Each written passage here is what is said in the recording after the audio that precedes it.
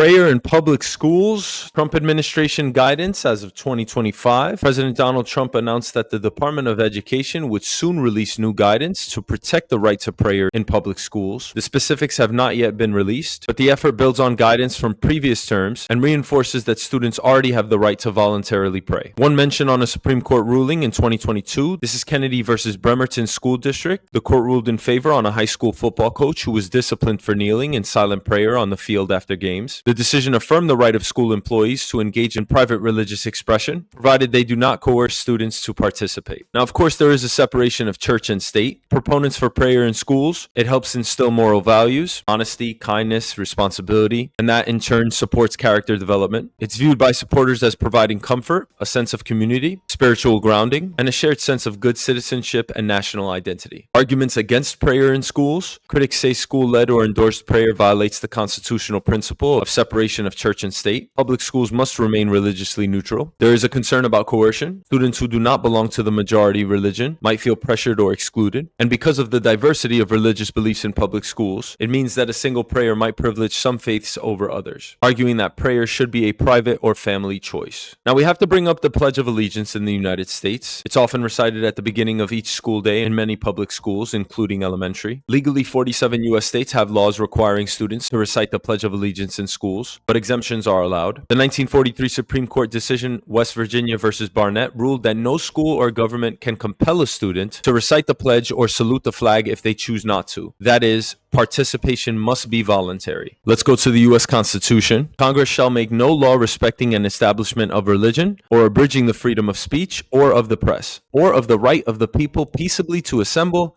and to petition the government for a redress of grievances. So where do you stand on this? I think people should be able to participate freely in prayer. To instill it as necessity in schools, I think is unfair. We literally have every religion present in the United States. To say that we should all pray together doesn't make much sense here, but that's not what the Trump administration is advocating for. They are saying that you can participate voluntarily if you wish. And I think what we're getting up in arms about is if you do see some type of prayer, and it's not part of your religion, is it influencing the fact? To me, this is rather immaterial. We still have a separation of church and state as far as I can see it, in line with religion. And you know what? Forget all the laws. If you want to pray, pray. You shouldn't be condemned for it. It doesn't matter what religion you are. So long as you do so with respect and decency of others, I see no issue here.